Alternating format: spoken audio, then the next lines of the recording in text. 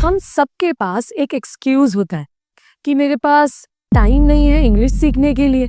लेकिन सच तो ये है कि इंग्लिश सीखने के लिए आपको अलग से 2 घंटे निकालने की जरूरत नहीं है, बल्कि आपके बिजी शेड्यूल में ही छुपे हैं कहीं ना कहीं छोटे छोटे पॉकेट्स ऑफ टाइम, जो कि बन सकते हैं आपके लिए आपके practice Jones.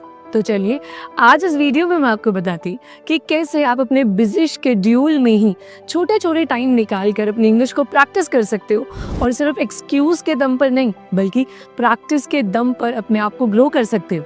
So welcome to the सीखो official show English speaking mastery micro practice. Traditional तरीका तो ये कहता है कि अगर ग्रामर सीखनी है, इंग्लिश सीखनी है तो कॉपी खोलो और ग्रामर पढ़ना शुरू कर दो।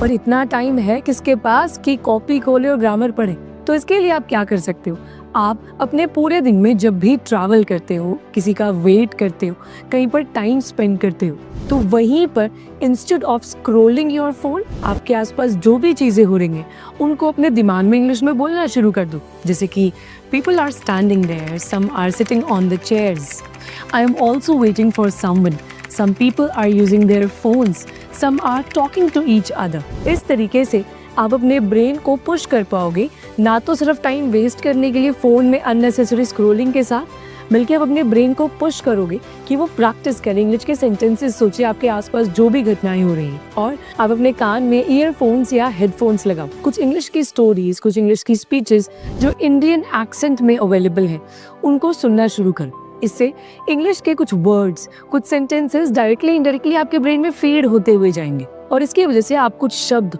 और कुछ सेंटेंसेस को पकड़ पाओगे। और अगर आप फोकस करके सुनते हो तो आपको अपनी गलतियां भी समझ आएगी कि आप क्या सेंटेंस बोलते हो और असल में सही सेंटेंस होता क्या है। And last, recall.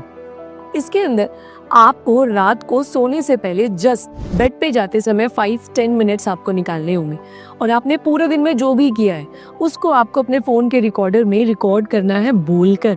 जैसे कि today I woke up late in the morning because I was suffering from fever, then I went to the hospital and I met the doctor, he suggested me some medicines.